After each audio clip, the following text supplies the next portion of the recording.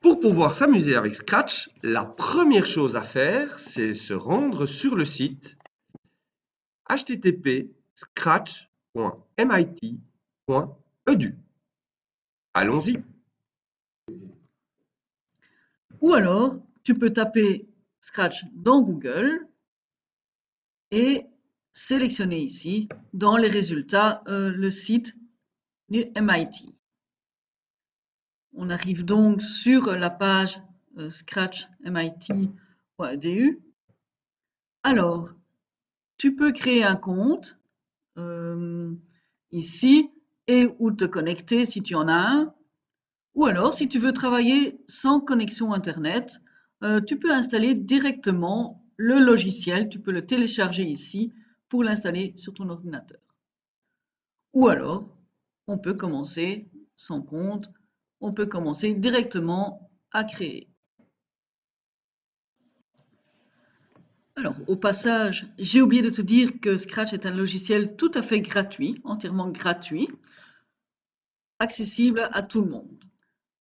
Alors voilà, donc on arrive directement sur l'interface. Ceci, on peut supprimer, on n'en a pas besoin pour l'instant. Et on va voir maintenant les différentes parties et comment utiliser Scratch. Lorsque tu crées ton programme Scratch, tu devrais arriver sur une image qui ressemble à peu près à ceci. Alors, l'environnement Scratch est découpé en plusieurs zones et chaque zone est assez importante. La première zone, c'est ce qu'on appelle la scène. La scène, c'est là où va évoluer ici le petit chat, mais tu vas voir qu'on peut modifier ce petit chat en d'autres figures. C'est ce qu'on appelle un sprite. La zone sprite est juste en dessous de la scène. Chaque sprite occupera une place dans cette zone. Ici, pour le moment, il y a juste le petit chat, mais tu verras plus tard que quand on fait un programme ou une animation, on rajoute vite plusieurs sprites, 1, 2, 3, 10, en fonction de ce qu'on veut faire.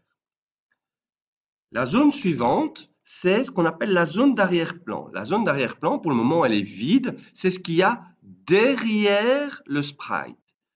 Donc, si tu veux, c'est un peu le fond de la scène, le décor, en gros. Une zone très importante, c'est la zone palette d'instructions. La zone palette d'instructions, c'est ici que tu auras toutes les instructions qui vont constituer ton programme ou ton animation. C'est ce qu'on appelle les blocs. Les blocs, c'est les petites formes bleues ici, et tu vas voir qu'il y en a vraiment une grande quantité de différents en fonction de ce qu'on veut faire, le mouvement, l'apparence, le son, l'événement, le contrôle, les capteurs, les opérateurs, etc. Il y a également, sur cette palette d'instructions, plusieurs onglets ici qui se trouvent en haut. D'une part, c'est le code, d'autre part, c'est les costumes, et la dernière, c'est le son. Tu verras, on va expliquer ça en détail petit à petit. La dernière zone vraiment importante, c'est la zone du programme à proprement parler. C'est ici que tu mettras toutes les instructions. Donc, tu prendras des blocs qui se trouvent ici et tu les mettras dans la zone de programme et tu verras que ces blocs peuvent s'assembler un peu comme des Lego qui vont faire la zone qui vont faire le programme ou l'animation. Revenons quelques instants sur la scène. Pour pouvoir faire évoluer le sprite sur la scène, on va avoir besoin d'un élément essentiel pour pouvoir localiser ce sprite. Où est-ce qu'il se trouve? Au centre, en haut, en bas, à gauche, à droite. Et pour cela, on est obligé d'introduire ce qu'on appelle un système de coordonnées. Un système de coordonnées est constitué de deux axes. Un axe horizontal, qu'on appelle l'axe X, un axe vertical, qu'on appelle l'axe Y. Ces axes sont non seulement orientés, ils vont de la gauche vers la droite ou du bas vers le haut, mais ils sont également numérotés avec des longueurs. La longueur 1, la longueur 2, la longueur 3, la longueur 4. etc. Si je vais dans l'autre sens, c'est un peu comme si c'était une longueur négative, longueur moins 1, longueur moins 2, longueur moins 3, longueur moins 4, etc. On a la même logique sur l'axe Y. Si on monte, c'est des longueurs positives. Si on descend, c'est des longueurs négatives. Maintenant, comment on fait pour repérer un point ou un objet dans ce système de coordonnées? En fait, c'est très simple. On va regarder quelle est la longueur sur l'axe X et sur l'axe Y. Donc, par exemple, ce point-ci, on appelle le point 2, 3. Ah oui, ce que je n'ai pas dit, c'est que le point d'intersection entre les deux axes, c'est ce qu'on appelle l'origine du système, c'est le point 0, 0. Lorsque on veut ce point-ci, par exemple, qui est le point 2, 3, ben ça veut dire quoi? Le 2, c'est pour dire que j'ai avancé d'une longueur 2 sur l'axe X et 3 sur l'axe Y. Et donc, ça donne ceci, 1, 2, et puis 3 pour l'axe Y, donc je monte 1, 2, 3. Si j'avais pris par exemple ce point-ci, ça aurait été le point où j'avance de 2 sur X, et sur Y, je descends de 3, donc c'est le point moins 3. 1, 2, 3. Je vous laisse vérifier, bien sûr, que ce point-ci correspond bien à moins 7, 5. Tu peux t'entraîner, si tu veux, de manière autonome à trouver quelques points sur un système de coordonnées. Ce système-là est assez général et va nous servir de manière incessante dans Scratch pour vous pouvoir localiser des objets. Je te montre. Ceci représente la scène que tu as sur Scratch. Alors, dans l'exemple que j'avais tout à l'heure, le quadrillage, il y avait une dizaine de points sur l'axe X et sur l'axe Y. Ici, il y en a beaucoup plus dans Scratch. Si on regarde sur l'axe Y, on peut aller de moins 180 à plus 180. Et pour l'axe X, on peut aller de moins 240 à 240. Pourquoi ce n'est pas les mêmes chiffres? Simplement parce que la fenêtre est rectangulaire. Si ça avait été carré, on aurait eu le même nombre sur l'axe X et sur l'axe Y. Voyons voir comment cela se passe concrètement. Tout d'abord, quand tu utilises Scratch pour la première fois, il est généralement en anglais. Mais tu peux changer la langue. Il faut simplement cliquer sur le globe, ici, et tu peux choisir la langue que tu veux. Je vais le mettre en français. Voilà. Tu vois sur la scène qu'il y a un chat. C'est le premier sprite. On le retrouve aussi dans la zone des sprites ici en bas. Comme l'a dit Manu, on peut en rajouter d'autres simplement en cliquant sur choisir un sprite et on arrive sur une fenêtre qui propose plein de sprites différents. Il y a des animaux, des gens, mais ça peut aussi être des objets. On peut choisir ce qu'on veut. Par exemple, ici, je vais choisir un ballon. Et le sprite est rajouté dans la zone sprite et sur la scène. Je veux que le ballon soit placé en haut de la scène. Je vais donc le déplacer. Pour ça, je clique sur le ballon, je maintiens enfoncé et je vais le placer où je veux. Ici, je vais le mettre en haut à gauche et je relâche. Tu te souviens? Manu a expliqué les coordonnées. On peut les voir ici dans la zone sprite. Sa position est donc moins 173 sur l'axe X et plus 67 sur l'axe Y. Je peux aussi choisir de le mettre à droite de la scène. Plutôt que de le déplacer, je peux alors rentrer une valeur directement dans le petit espace pour les axes.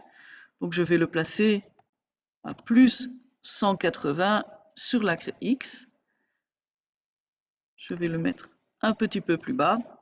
Je fais Enter et le ballon se déplace aux coordonnées que j'ai rentrées. Voilà. J'ai donc un sprite chat, un sprite ballon. Mais oui, je trouve que le décor, c'est un peu triste derrière eux. Je vais donc leur mettre un décor. Je vais choisir un arrière-plan, ici. Dans toute la série d'arrière-plans qui existe, je vais choisir par exemple Blue Sky. Voilà. Je vais mettre le sprite chat sur le sol et je vois que quand je déplace un sprite, il se sélectionne automatiquement dans la zone sprite. Bon, maintenant, je voudrais que mes sprites, que le chat puisse faire des choses, qu'il se déplace, qu'il parle, qu'il change d'apparence. Donc, je vérifie d'abord que ce soit bien le sprite chat qui est sélectionné, c'est le cas. Et donc, revenons au bloc d'instructions.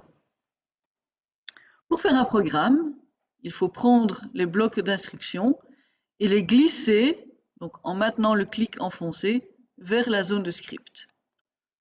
Pour retirer un bloc d'instructions, on le remet dans la palette d'instructions de la même façon. Regardons maintenant tout ce qui est la catégorie mouvement. Ce sont donc tous les blocs qui vont permettre de contrôler le déplacement du sprite. Par exemple, si je veux que le chat avance sur la scène, je vais prendre le bloc avancé, je le place sur la zone de script, et si je clique une fois sur le bloc, le chat avance. Je peux maintenant changer la valeur, le nombre de pas qu'il fait, pour qu'il avance plus quand on clique dessus. Si maintenant je mets une valeur négative, moins 50, le chat recule de 50 pas. On va voir maintenant comment faire pour répéter plusieurs fois la même action. Je veux par exemple que le chat avance de 10 pas. Si je veux qu'il le fasse 5 fois, soit je peux cliquer 5 fois sur le bloc. Je peux aussi dupliquer ce bloc 5 fois.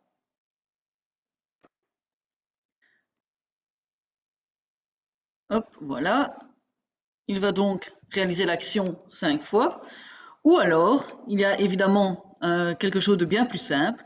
On peut trouver dans Contrôle un bloc qui s'appelle Répéter. Alors prenons le répéter par exemple 10 fois. On peut évidemment ici choisir la valeur.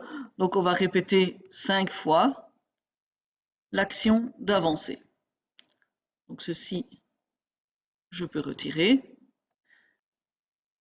Et maintenant, le chat réalise 5 fois la même action avancée. Il y a également un bloc répéter indéfiniment. Ce bloc fait la même chose, mais indéfiniment. Le chat va donc avancer jusqu'à arriver au bord de la scène. Bien, gardons celui-là. Et donc pour arrêter le script ici, il suffit simplement de cliquer sur le bouton rouge ici en haut.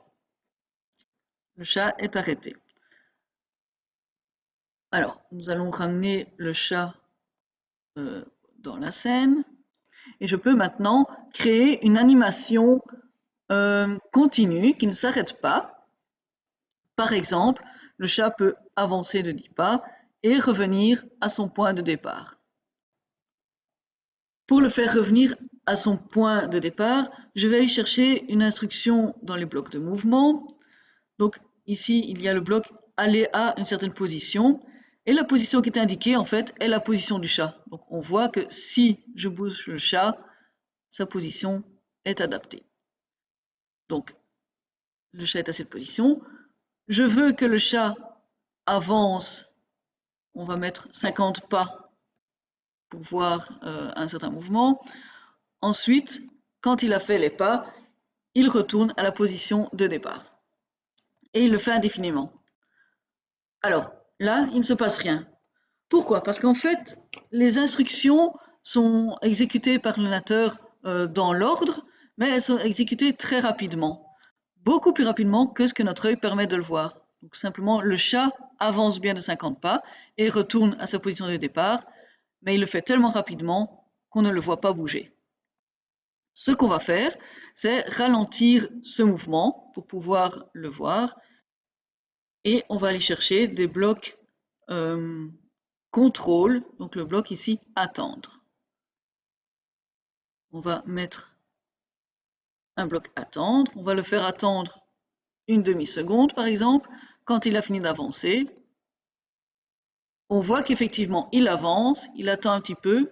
Ensuite, il retourne très rapidement à sa position de départ et puis il avance. Pour encore ralentir un petit peu le mouvement, on peut rajouter un deuxième bloc attendre, une demi-seconde aussi. Et maintenant, on voit bien le mouvement qui se fait de manière, euh, qui se fait indéfiniment, qui continue toujours tant qu'on ne l'arrête pas. Très bien. On arrive maintenant à faire déplacer le chat de manière indépendante et autonome. Il fait des allers-retours, mais moi j'aimerais bien prendre un peu le contrôle de ce chat.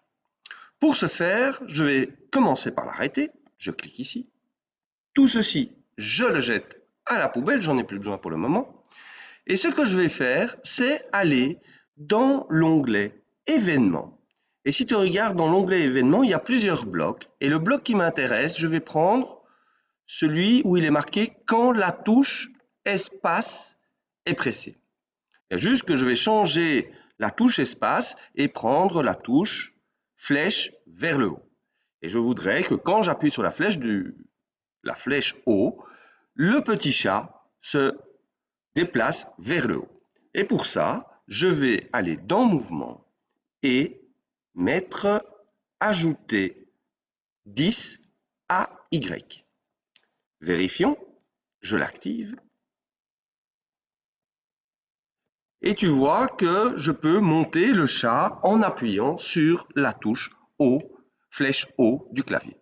Je vais faire pareil pour la touche flèche bas. Et cette fois-ci, dans le mouvement, je vais ajouter à Y pas 10, mais moins 10. Je te rappelle que quand on met une valeur négative, ça correspond à descendre sur l'axe Y. Je vérifie. Ça marche.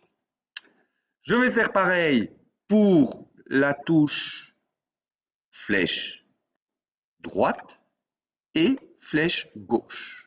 Flèche gauche, flèche droite. Je ne dois pas oublier de mettre les valeurs. Cette fois-ci, je suis sur l'axe X.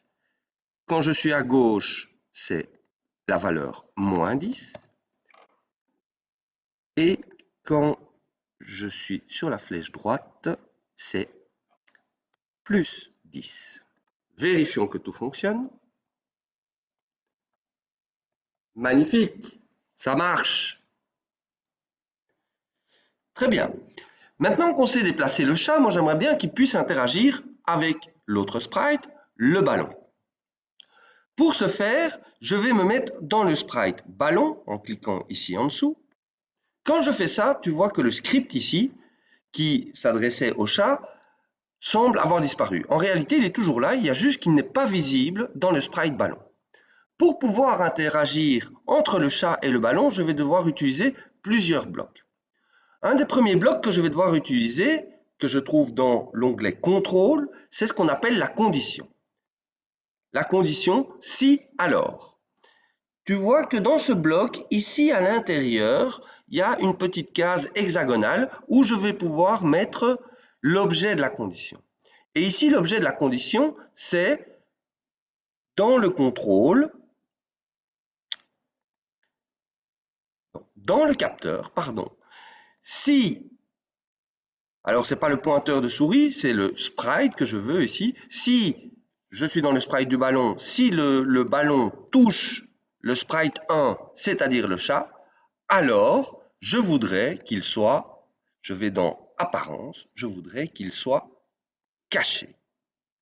Sinon, je voudrais simplement qu'il soit montré. Je te rappelle que les instructions sont très rapides dans Scratch. Si je fais ça, on ne va pas le voir tellement ça va s'enchaîner vite. Donc, je vais rajouter dans les contrôles, attendre une seconde. De telle sorte qu'une fois qu'il sera caché, il va attendre une seconde. Si je fais ça comme ça ne va pas fonctionner. Pourquoi? Parce que ma condition n'est pas active. Pour pouvoir la rendre active, je suis obligé de le mettre dans une boucle répétée. Et comme je veux qu'elle soit tout le temps active, je vais mettre ça dans une boucle répétée indéfiniment.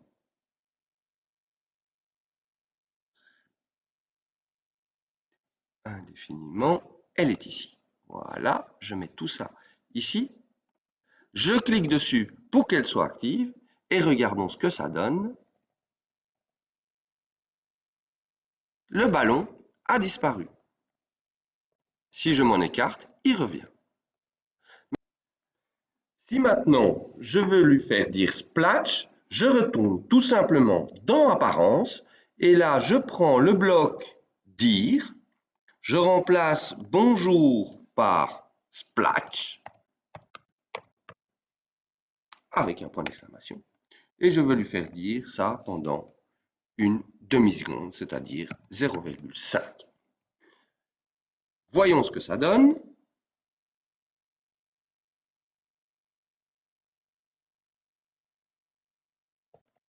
Ça fonctionne. Allons un pas plus loin. J'aimerais qu'une fois que j'ai éclaté le ballon avec mon chat, ce ballon réapparaisse n'importe où sur la scène. Et pour ça, je vais utiliser une fonction qui est très utile. La fonction en question se trouve dans Mouvement et s'appelle Aléa, position aléatoire. Et regarde ce que ça donne quand je clique dessus. Ce ballon, il arrive à peu près n'importe où. Forcément que s'il arrive sur mon chat, il fait splash. Et donc, ce que je vais faire, c'est simplement rajouter cette instruction dans ma boucle répétée indéfiniment. Je vais la mettre juste ici en dessous. Et donc, du coup, une fois que le chat a touché le ballon, hop, le ballon réapparaît autre part. Et je peux recommencer. Et tu vois que, en fait, je viens de réaliser un petit jeu d'attraper le ballon. Ah, une fois de temps en temps, il arrive exactement sur ma position.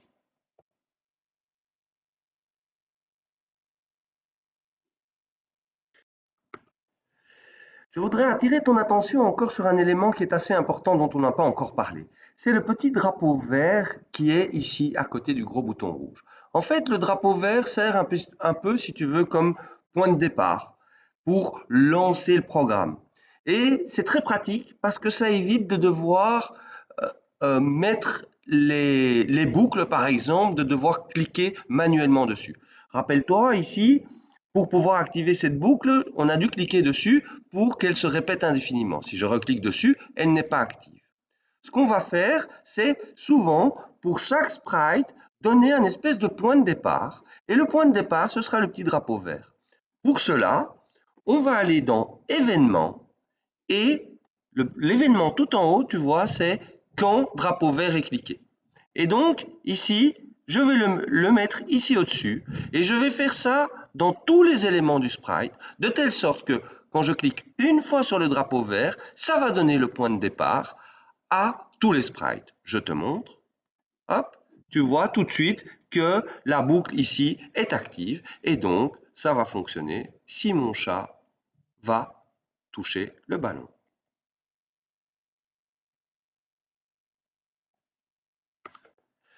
Voilà, cette présentation touche à sa fin. Jennifer et moi, on a essayé de te présenter les outils les plus essentiels dans Scratch.